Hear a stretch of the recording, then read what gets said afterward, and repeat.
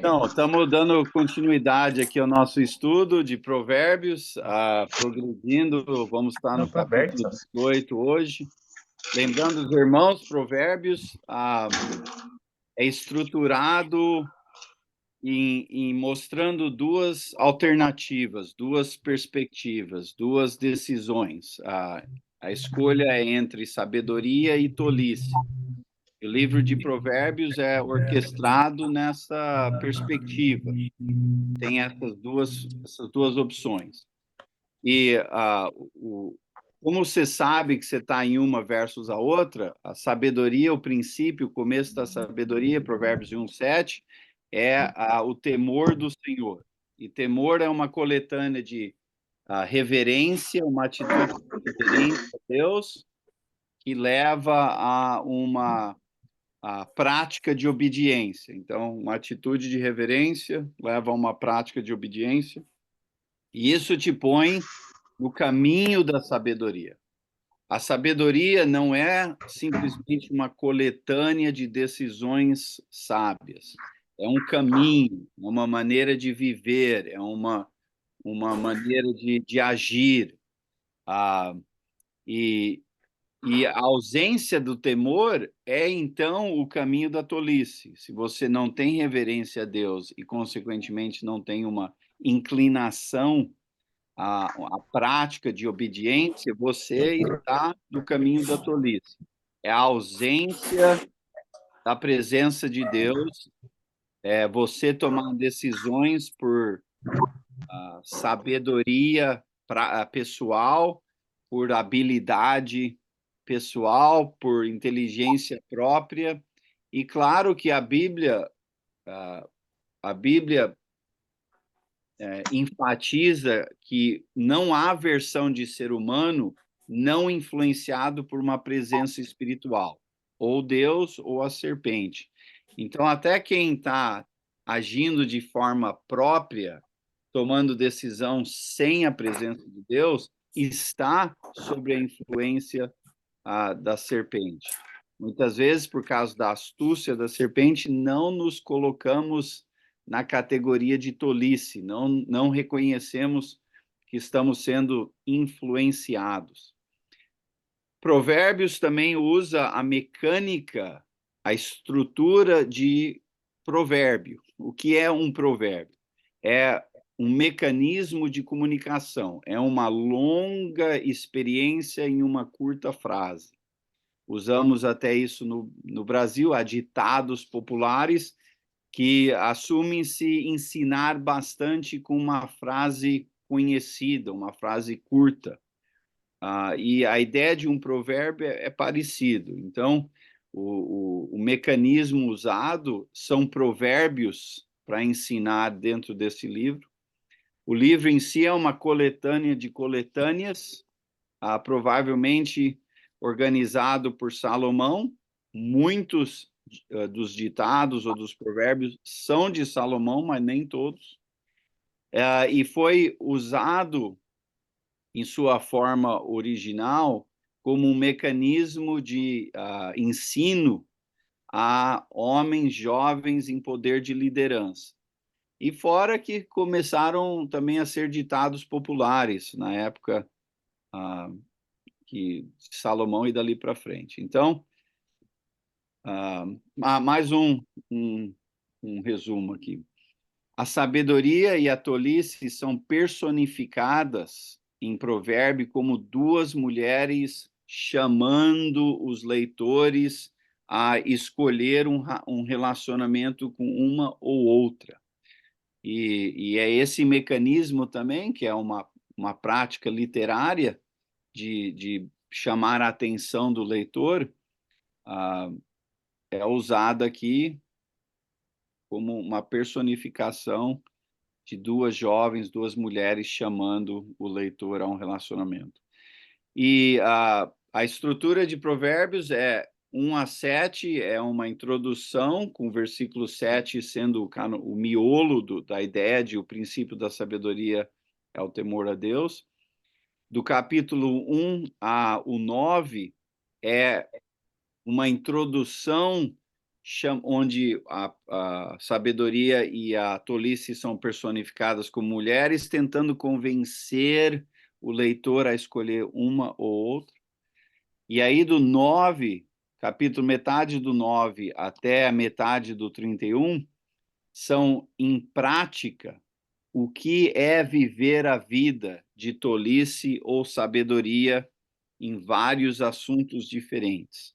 E o final do capítulo 31, na qual espero eventualmente chegar, é a mulher idônea, lá em Provérbios 31, o resumo do livro, sendo que, assumindo-se que o leitor decidiu entrar num relacionamento íntimo com a sabedoria personificada, aquela é a vida, então, da pessoa que casou ou entrou num relacionamento com a personificação da sabedoria.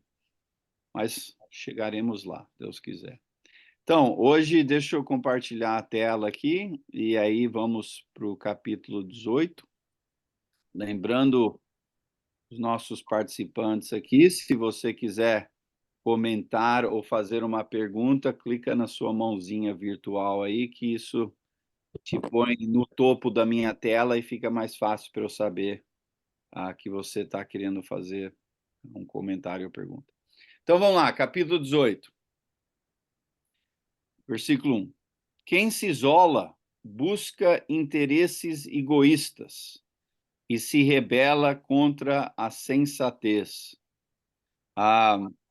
O 2, deixa eu ler o 2 também, que há uma certa correlação com o 1 aqui.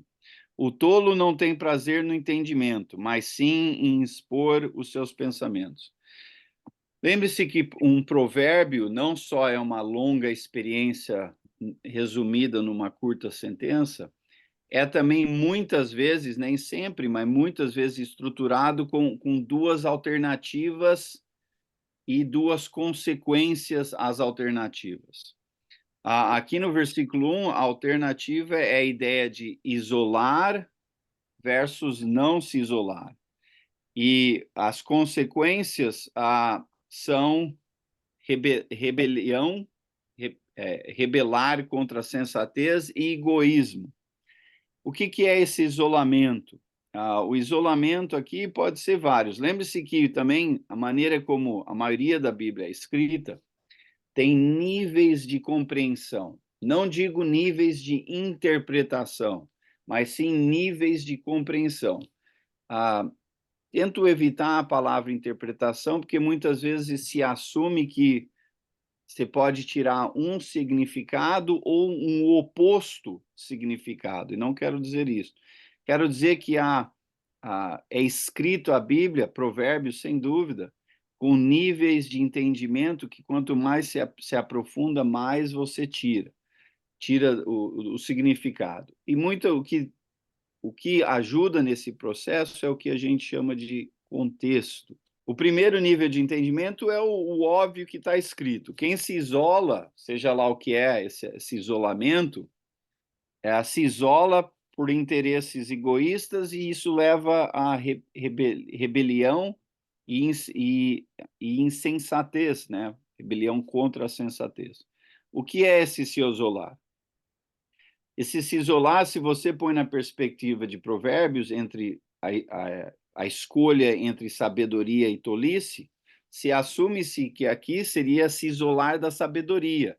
Porque você se isola da sabedoria é motivado por interesses egoístas. O porquê que interesses egoístas? Por que alguém ia querer se isolar da sabedoria? Porque lembre-se que a sabedoria divina é a compreensão, o reconhecimento do ser humano da necessidade da presença de Deus. Não só uma presença cósmica, mas uma presença é a presença de Deus que nos guia, é o conhecimento de Deus na qual usamos para tomar decisões. A ausência disso, se você lembra, vamos num nível mais abrangente, um contexto maior, em Gênesis capítulo 3, a serpente oferece ao ser humano, a Eva e Adão, de que o ser humano ali podia ser como Deus, sem a necessidade da presença de Deus, de nós nos elevarmos à categoria de Deus. Então, por que que alguém ia querer se isolar da sabedoria de Deus? Porque a sabedoria de Deus exige uma submissão à presença de Deus, onde, em contraste, se eu quero ser líder da minha vida, se eu quero ser chefe da minha cocada, se eu quero ser o Deus, eu ser Deus e repor Deus, então é egoísmo isso. Eu não quero ouvir a presença de Deus, eu quero ouvir a minha voz. Então é esse egoísmo que motiva o ser humano em negar a presença de Deus, em escolher outras alternativas, que Provérbios diz que é uma só, tolice. E é esse egoísmo que é uma rebeldia contra a sensatez de Deus, contra a presença de Deus, contra a moralidade de Deus, contra a presença relacional de Deus. Em essência, idolatria. Idolatria, você repõe Deus com outra versão de Deus, deusinho, letra minúscula, muitas vezes sendo eu esta reposição. Então, egoísmo, rebeldia, idolatria, tudo isso te põe, nega a presença de Deus e eleva a nossa versão própria. Isso leva, então, à tolice. Isso é a tolice. A tolice, versículo 2, não tem prazer no entendimento. Por quê? Eu não quero saber o que Deus pensa, eu não quero saber o que é certo. Eu quero definir. Eu quero definir. Eu. Não Deus, não outros, não igreja, não ninguém. Eu. Então, eu não tenho, a tolice não tem prazer em um entendimento fora de si. O tolo não tem prazer no entendimento fora de si, mas sim em expor seus pensamentos. Talvez uma categoria do tolo é aquela vontade de expressar e ter opinião para tudo. A pessoa que acha que sabe e é rápida a compartilhar o que sabe, o que acha que sabe. Isso tem se intensificado graças à internet, onde mídia social, rapaz, todo mundo sempre teve uma opinião. Agora todo mundo tem um lugar para pôr a sua opinião e expor a sua opinião. Eu lembro uma vez, acho que foi o CRE, foi lá no Lar Belém, não lembro, eu acho que foi o CRE. Tinha um irmão dando uma aula lá e houve uma pergunta sobre o Satanás, se entende o pensamento de cada um. E aí eu sentado perto de um amigo lá e ele chegou mais perto para mim assim e falou: ó, quem sabe menos vai falar primeiro. Meio que um julgamento dele, porém acabou sendo verídico. Várias opiniões foram compartilhadas e tinha em presença duas pessoas com certeza, que tinham sido missionários por décadas, professores universitários de teologia, e um deles voluntariou opinião no final e o outro teve que ser perguntado a opinião, o entendimento dele. Não quer dizer que o primeiro a falar é tolo, mas é algo a se contemplar, em geral, esta tendência de que o tolo acha que sabe e quer expressar por egoísmo e por qual que é a palavra? Quando você foca em si, egoísmo e self-centeredness. O foco em si a pessoa tem essa vontade de contemplar, expressar e dar opinião e falar e opinião para tudo. Então, muita calma nessa hora, como diz o meu tio, e ouça, ouve o que os outros têm a falar, ouve a palavra de Deus, ouve o entendimento de quem tem mais sabedoria. Aprenda, tenha esta tendência, não a tendência de falar rápido, expressar sua opinião e achar que o que você pensa é verdade, todo mundo precisa saber o que você está pensando. Ô, Júnior, Opa, a, pal- a palavra que você queria dizer é egocêntrico? isso, temos essa tendência a ser egocêntricos. E por isso, então, se eu pensei, deve ser verdade e quero expressar para todo mundo saber a minha grande sabedoria. É esse tipo de motivação, que isso é uma característica de tolice. E todos nós, de uma versão ou outra, provavelmente temos a tendência, mas precisamos monitorar isto em nós, porque o que precisamos é humildade e vontade de aprender, principalmente com a presença de Deus e dali para frente com a experiência de outros, irmãos, irmãs, e assim por diante. Ok, versículo 3. Com a impiedade vem o desprezo, e com a desonra vem a vergonha. Então, aqui, duas maneiras de agir, dois comportamentos que levam, ou duas atitudes que levam a dois comportamentos, duas percepções que levam a dois comportamentos. A impiedade vem desprezo e desonra vem vergonha.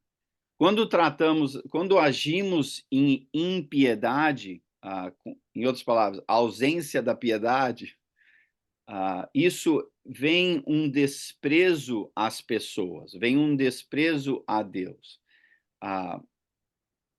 Injustiça, impiedade, violência, racismo, corrupção, egocentrismo, tudo isso é por desprezo a Deus e, consequentemente, manifesta-se em desprezo ao próprio. E porque eu sou o centro da minha vida, o tolo acha que a sua vontade é a verdade, que o que vem, o benefício a si é mais importante. Então, o que Deus fala, diz, restringe, explica, a gente despreza isso, consequentemente, agimos em desprezo ao próprio. Tudo isso que eu mencionei, racismo, violência, abuso, tudo isso é um desprezo ao valor do próprio, um desprezo à vontade de Deus, um desprezo à justiça de Deus, um desprezo à autonomia do próximo, e assim por diante. A solução disso, Jesus resume em amor a Deus e amor ao próximo, que é uma outra maneira de se dizer isto, de forma mais positiva, uma forma mais ativa. E por isso, quando agimos com desprezo e impiedade, agimos de forma que desonra tanto o si, desonra outros, e quem clama ter o nome de Deus, no Velho Testamento seria Israel, no Novo Testamento todos que seguem Jesus, quem clama ser povo de Deus, tanto antigamente ou presente, ou em outras palavras, hoje cristão, porém age de forma ímpia e em desprezo, desonra o nome de Deus e Cristo. Fizeram um estudo, um grupo aqui nos Estados Unidos fez um estudo já faz uns 20 anos.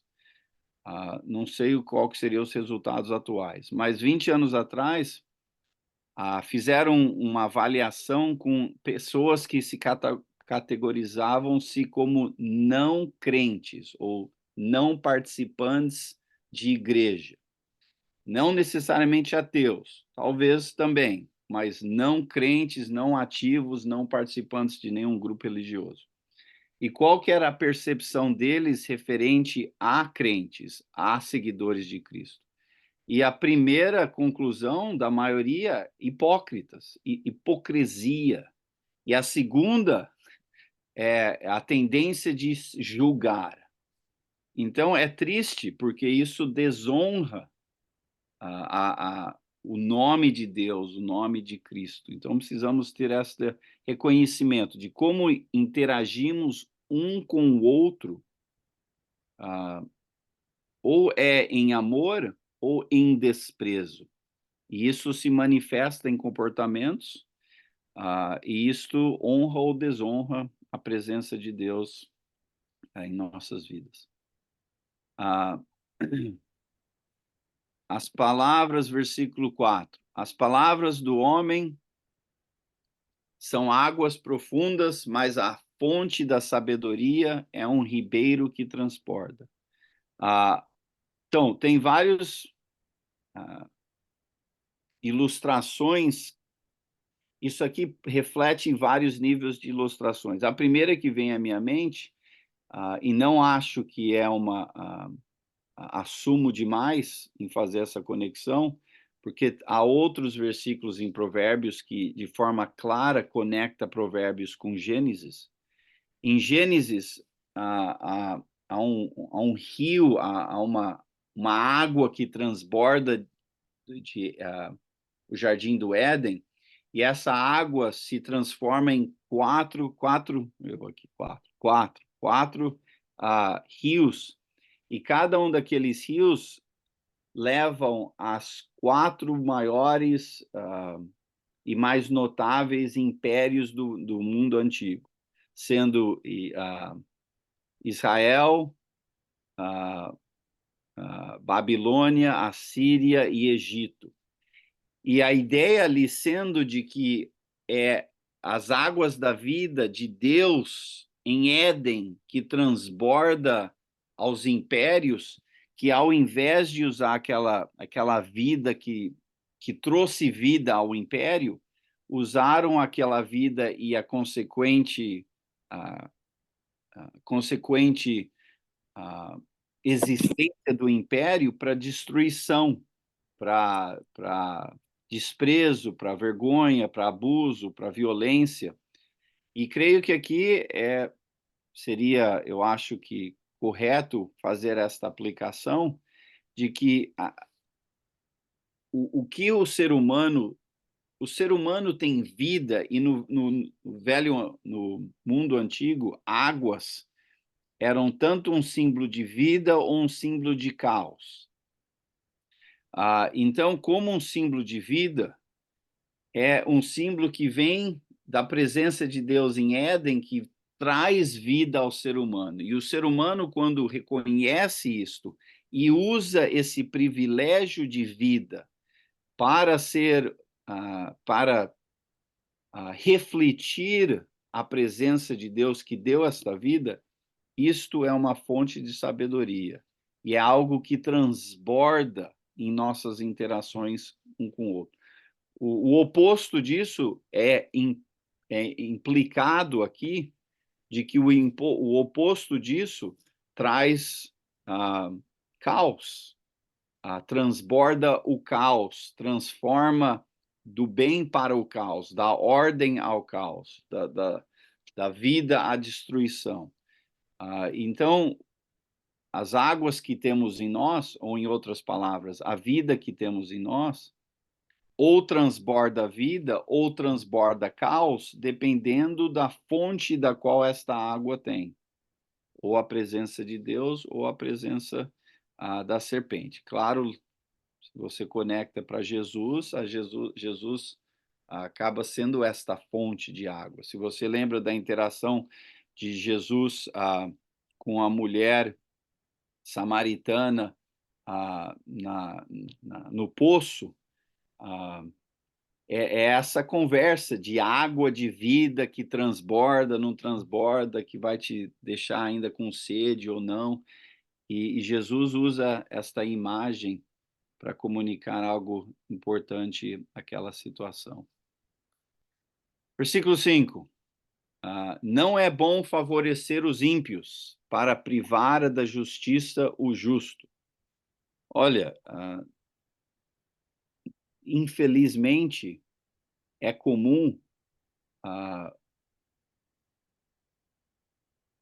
o, o ímpio, o político, a pessoa com poder, ser favorecida, porque muitas vezes o povo, as pessoas que estão, vamos dizer assim, abaixo, em termos de sociedade ou em termos de poder, favorece quem tem privilégio, quem tem poder, quem tem status, quem é celebridade, porque achamos que, para começar, se eles têm tudo isso, eles devem ser grande coisa de grande importância. E segundo, porque vamos ter algum benefício a nós. Infelizmente, essa mentalidade acaba favorecendo ímpios, pessoas que não estão refletindo a presença de Deus. E, consequentemente, isto priva ou nega justiça.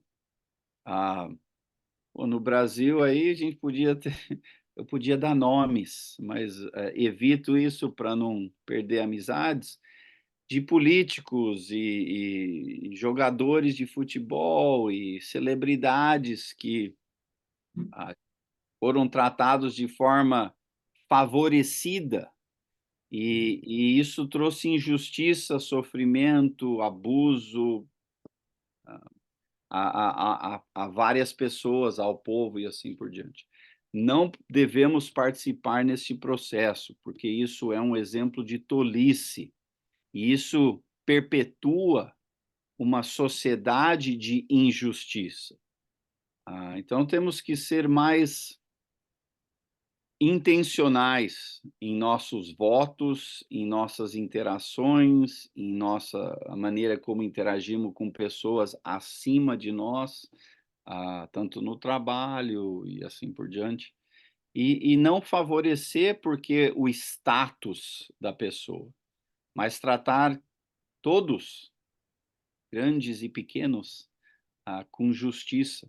Caso contrário, não temos muito espaço para então criticar um país desigual, um país injusto e um país corrupto, porque infelizmente, quando agimos assim, favorecemos isso e perpetuamos essa prática, essa injustiça.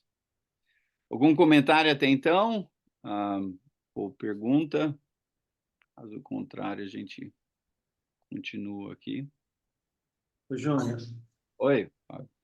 bem atualizado o texto, né? Uhum. Bem Serve muito atual. bem para hoje. Oi? Tudo se aplica muito bem ainda hoje, né? E vai se Sim, aplicar sempre.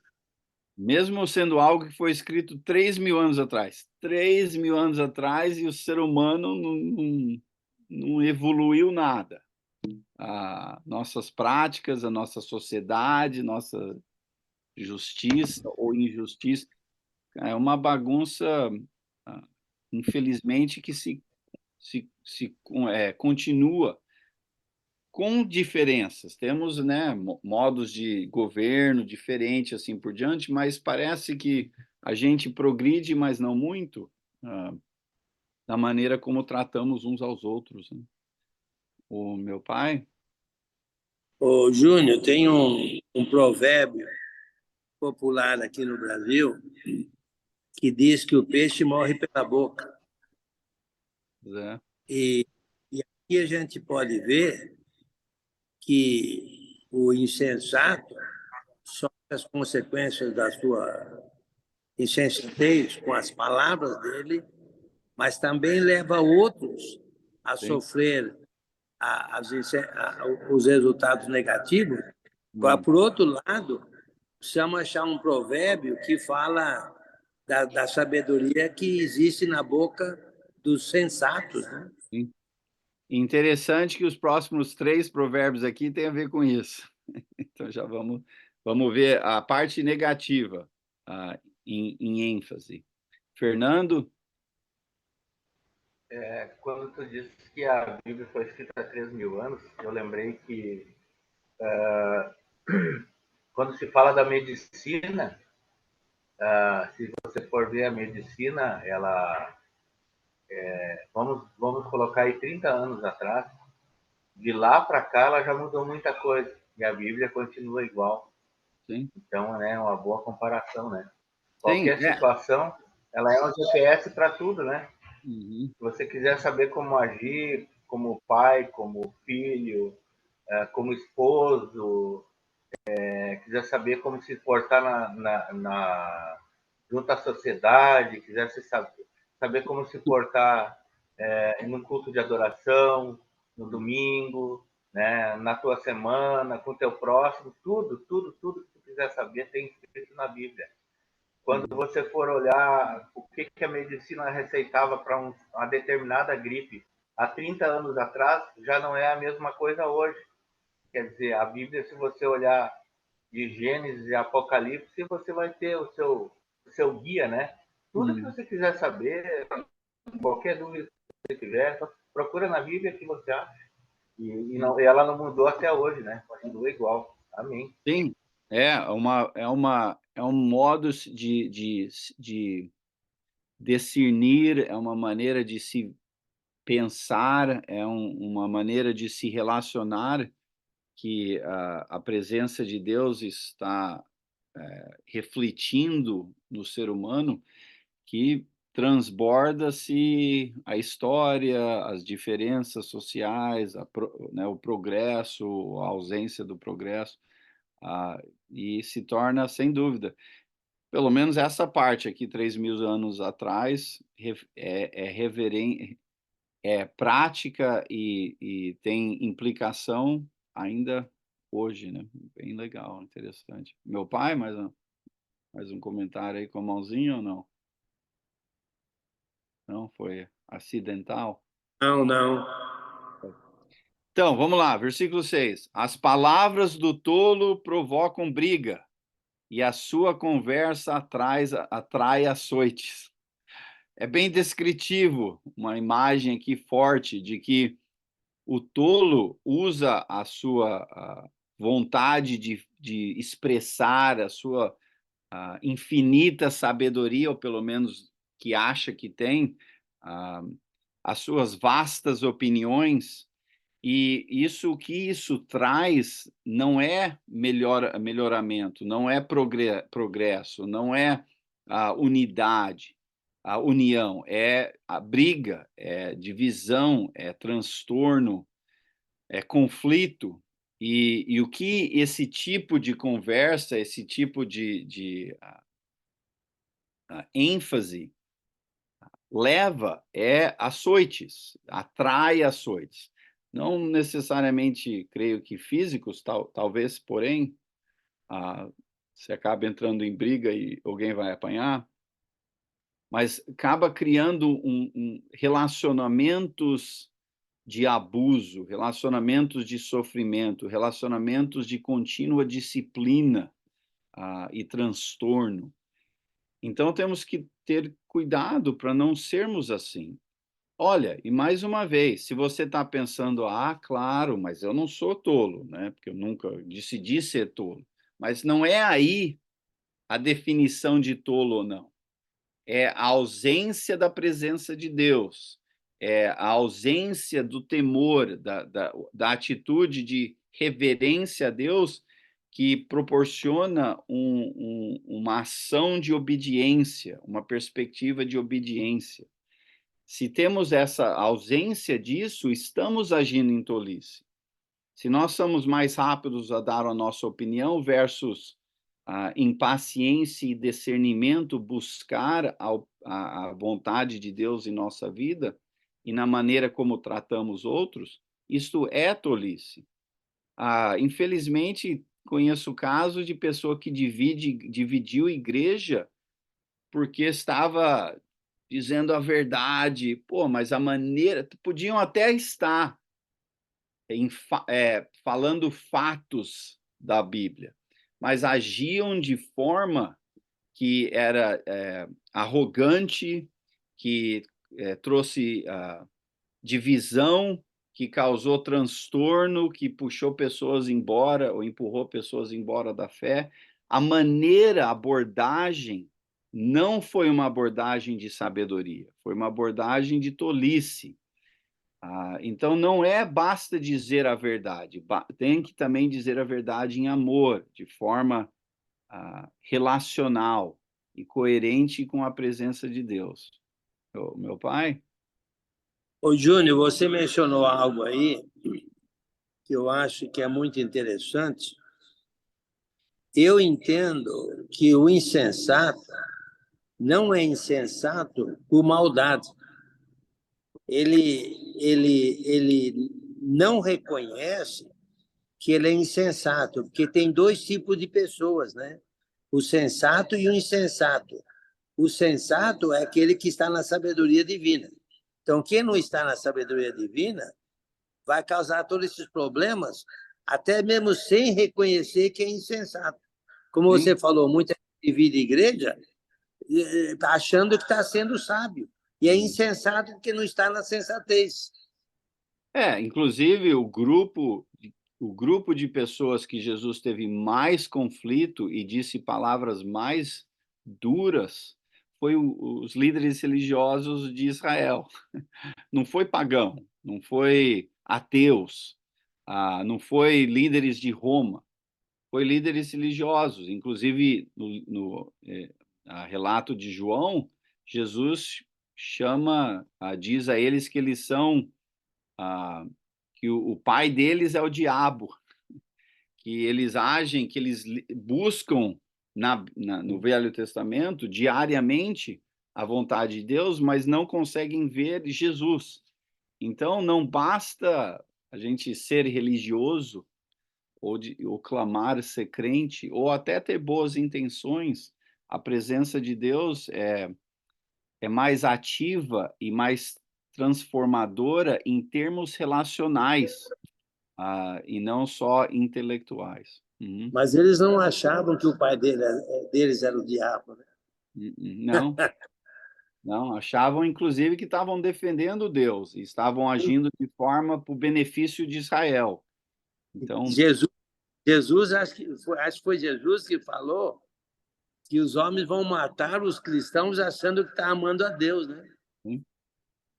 Temos que ter muita paciência, calma, humildade nessas nossas interações.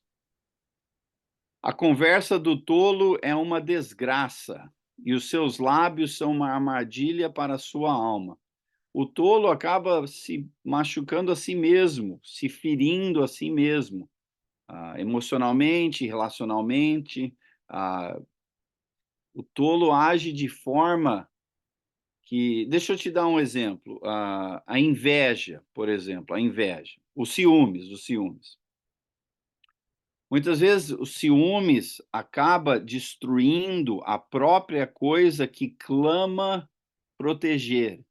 A pessoa com ciúmes tem ciúmes porque diz que tem amor ao próximo, que quer proteger aquele relacionamento, mas o comportamento que o ciumento tem destrói o próprio relacionamento que estava clamando proteger. E isso acaba acontecendo com a tolice. O tolo age de uma maneira clamando sabedoria, ou dizendo ter bons motivos, ou até querendo ter relacionamentos maduros e íntimos, mas acaba destruindo tudo isso. É uma própria armadilha a si mesmo. E isso tudo, mais uma vez conectando a Gênesis, é pela astúcia da serpente. A serpente enrolou de forma impressionante Eva e então Adão, que levou a essa bagunça na qual estamos hoje e continua nos enrolando. Não é só culpa de Eva ou de Adão e Eva, é culpa... O ser humano continua nessa armadilha, inclusive até hoje. E muitos lá no final de Mateus 7, diz lá, muitos vão estar surpresos quando chegar perante o julgamento, porque não clamamos o nome do Senhor, não agimos de forma em nome do Senhor, e Jesus vai tratá-los com quem é você, né? Sai de mim que eu não te conheço. Estou parafraseando aqui, que eu lembro inglês mais do que português. Mas a ideia é essa, acabamos criando armadilhas para nós mesmos. São raras, há exceções de pessoas que estão fazendo ruim, sabem que estão fazendo mal e não estão nem não aí. Mas eu diria que essas pessoas são poucas. E para chegar nesse nível, você tem que estar em muita dor e sofrimento e muita maldade. Mas a maioria de nós estamos aí tentando fazer o bem, porém armando armadilhas a nós mesmos devido à astúcia do mal. As palavras do caluniador são como petiscos deliciosos, descem até o íntimo do homem. A primeira coisa que veio à mente quando pensei em petisco é um salamezinho com queijo, um pouco de limão, um pouco de sal, ou talvez até uns pedaços de picanha cortado em cubinhos, assim, para você comer com um palitinho, e assim por diante, ou né, com um pouco de cebola em cima. É delicioso, e calúnia a ilustração é de que caluniar, falar mal dos outros, tem este sabor delicioso, pelo menos no começo. Caso contrário, íamos caluniar por quê? Se não há uma aparência, ou pelo menos no começo, um certo sabor. Fernando? Júnior, aqui no Brasil fala assim, ó, quer falar de mim, me convida que eu conheço bastante de mim, né? Quer falar de mim, me convida, eu sei te contar muita coisa sobre mim, né? Sim. Então é bom cuidar muito quando vai falar de alguém, né? Porque a Bíblia também fala, né? Pra gente não falar de ninguém, né? A gente saber da gente. Então, quer falar de mim, me convida.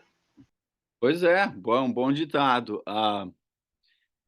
Caluniar, caluniar e julgar é meio que sinônimo. Em Mateus 7 diz lá, né, cautela em julgar, porque o método de julgamento que você está usando vai ser usado contra você. E aí Jesus vai e ilustra o absurdo de julgar outros sem introspecção, como se fosse a pessoa que tem uma viga, né, nos seus olhos, querendo tirar o cisco da visão do próximo. A ideia aí não é que não há um cisco. Há coisas que precisamos notar, definir, decidir, escolher na vida das pessoas. O ponto ali, e aí se você vai em Tiago, o livro de Tiago, na minha humilde opinião, sua opinião, Tiago ali sendo o irmão, um dos irmãos de Jesus, Tiago, eu diria que 70% do livro de Tiago, da carta de Tiago, é um comentário no Sermão da Montanha. E eu poderia te mostrar vários exemplos, mas em Tiago tem onde fala de caluniar, e creio que é um comentário em cima do que Jesus estava dizendo lá sobre não julgar. E se você lê ambos em paralelo, há uma compreensão maior que sai daquilo, sendo que o ponto ali não é julgar ou não julgar. O ponto ali é qual método devemos usar que realmente traz transformação na pessoa que estamos interagindo, assim também como em nós. Em nós, por quê? Antes de eu abordar você com algum problema que eu tenho notado em você, eu vou fazer um trabalho de introspecção e discernimento na minha vida. Como eu estou agindo, a minha motivação em notar algo em você, se estou realmente notando algo em você, ou se estou caluniando. Caluniar é você falar coisas de algo, de alguém, até mesmo baseado em fatos, porém, no entanto, você assume que você sabe a motivação das pessoas. Em ausência de detalhes, você preenche com as suas observações. Consequentemente, não só isso, você pega tudo isso e passa para alguém sobre a pessoa. Então, eu vou pegar lá a Simoni e eu vou falar coisa do Fábio que eu tenho notado nele e vou preencher a ausência dos detalhes ou até o que eu não sei sobre a motivação dele, eu vou preencher tudo isso e vou lá fazendo a careta ali. E eu vou falar para Simoni, ó, o que o Fábio é e fez e a intenção que teve. Isso é calúnia porque pode até ser baseado em um nível de fatos, mas o que eu cresço em cima disso tudo, o julgamento que eu ponho em cima disso tudo, não ajuda o Fábio, porque em eu fazer isto, eu estou fazendo isso com uma viga nos meus olhos. Mas se eu parar, fazer introspecção, orar, pensar bem, realmente analisar, será que eu estou notando algo no Fábio? Vou ao Fábio, conversamos de forma em respeito, de forma positiva. Esta interação cria a oportunidade de tanto o Fábio crescer quanto eu. Mas a ausência disto é o que estamos dizendo, essa calúnia, esse julgamento. E temos a tendência de caluniar porque há um gosto nisto. Eu assumo uma posição de melhoria, de sabedoria, de eu sou melhor do que a pessoa. Eu assumo uma posição de conhecer todos os fatos, e eu assumo uma posição de superioridade sobre a pessoa. E aí eu pego isso e passo a alguém, e aí ambos nós agora estamos ali petiscando as delícias de falar mal, mesmo que não pensamos que estamos falando mal, de algum irmão, ou alguma igreja, algum pregador, algum grupo de pessoas. E assim, em cima disso, temos ainda a coragem de dizer que Jesus está ao nosso lado neste caluniar. Então, temos que ter muita calma, paciência e fazer um trabalho de introspecção e discernimento, tirando a viga, para termos, então, uma clareza melhor e uma humildade para, então, abordar as dificuldades dos nossos irmãos e irmãs em Cristo. Caso contrário, a gente acaba criando mais problema do que solução. Alguma pergunta ou comentário? Hein, Júnior? Oi. Vamos trazer isso para o âmbito relacional na congregação. Se por acaso um irmão tiver um problema, vamos dizer, ele não está certo na igreja. Ele não está certo, ele está fazendo alguma coisa que está errada. Eu não vejo a necessidade de eu sozinho ir falar com ele, a não ser trazer o problema com os irmãos e ele junto, né? Agora, se for um problema pessoal meu e dele, né? Se ele tiver dito alguma coisa para mim, aí sim eu vou lá e falo com ele. Mas se for que tem que ser de conhecimento da congregação, no caso, então não pode ser eu sozinho falar com ele, né? Eu não posso ir lá e tipo, falar para ele, né? Olha, você está assim, você está assim, você está assim. Eu devo, então, comunicar todos para falar com essa pessoa, com ele junto, né? Para ver se ele volta à realidade ou se ele quer continuar no caminho que ele está. Eu acho que é isso, né? Mais ou menos isso seria. Eu acho que, pensando em Mateus 18, eu acho que seria sempre melhor começar de um nível mais individual, de um nível mais relacional. Em primeiro caso, sendo que é possível que eu não estou corretamente notando e acessando e interpretando o problema do irmão. Porque talvez está no nível de possibilidade que eu estou com a viga e achando que não. Então, se eu começo de forma mais humilde, pessoal, relacional, e buscando clareza, tanto minha quanto o que eu noto na vida do irmão, é bem possível que o irmão ou irmã esteja mais aberto, se casos tenha mesmo um problema, pela minha forma de abordar, está mais aberto a uma intervenção relacional, uma transformação, pela minha ênfase na vida da pessoa e também com a minha atitude de introspecção e humildade. Caso isso não seja, não progrida, de acordo com Mateus 18, aí a gente pega mais um ou outro, e a ideia de buscar mais um ou outro não é para que esteja do meu lado, para ser 3 contra 1.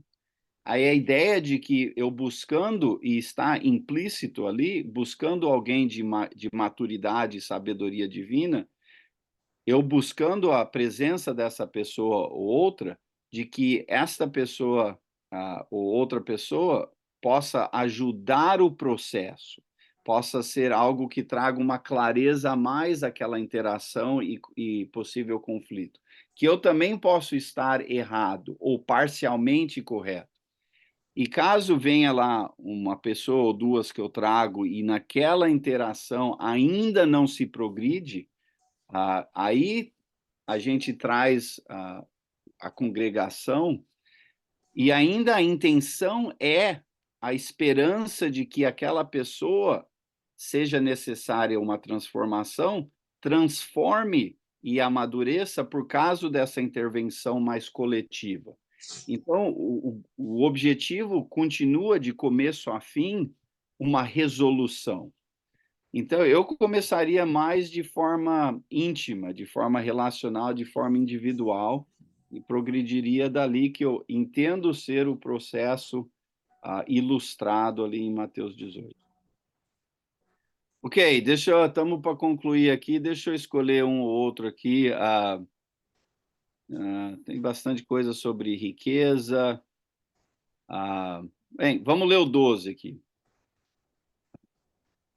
Antes da sua queda, o coração do ser humano se envaidece, mas a humildade antecede a honra. A palavra que é usada, isso aqui é um ponto, não faz muita diferença. Traduzida a homem é a palavra genérica, é humanidade, não é só homem aqui. Então, o que antecede a queda, e não é uma queda física, que você tropeça numa pedra aí, né? Muitas vezes a calçada é desigual, você tropeça. O ponto não é esse. Ou jogo de futebol, tem gente aí que está tropeçando na falta de talento, mas o ponto não é esse.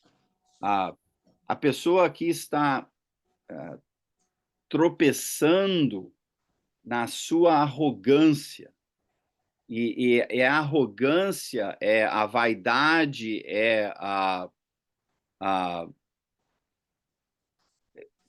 a inabilidade de aceitar que há possivelmente a necessidade de eu crescer, de eu ser transformado, de eu tirar a minha viga. Essa falta de disposição, essa arrogância é o que nos tropeça. E isso leva a uma queda física, talvez, mas sem dúvida espiritual, emocional, relacional, congregacional. O oposto disso é a humildade, é o reconhecimento de eu, você e todo mundo precisa da graça de Deus, não há exceção. E por isso que eu provavelmente tenho uma viga onde você tem um spec, fugiu a palavra em português. que você tem a poeira... Cisco, obrigado. Você tem o cisco no seu olho e que eu tenho a viga, e que em qualquer outro assunto você talvez tenha a viga e eu tenho o cisco. A certeza é que todos nós temos um problema de visão e precisamos gradativamente, em nossas interações, em introspecção, com humildade, de forma relacional, gradativamente melhorar a nossa capacidade de ver, de entender, de relacionar. Isso tudo vem com uma humildade, a presença de Deus, a nossa disposição de se submeter a Deus. É uma outra maneira de dizer o temor do Senhor. Lembra que o temor do Senhor começa com uma atitude de reverência. Isto é por causa de humildade. E é esta atitude que promove em nós a disposição de obedecer a Deus. A ausência disto é a arrogância que acaba sendo um ponto de tropeço, com grandes consequências individuais, coletivas, congregacionais, sociedade, casamento, filhos e assim por diante. Então, pense bem, se analise. Será que você e eu estamos aí tendo alguma dificuldade em termos de arrogância? E caso sim, o primeiro passo é reconhecer isso, caso contrário, vamos estar tropeçando nesta arrogância e vamos estar agindo de forma tola e de forma destrutiva e de forma negativa, tanto individualmente ou em congregação ou relacionamentos. É meu pai? E aí a gente termina por aqui.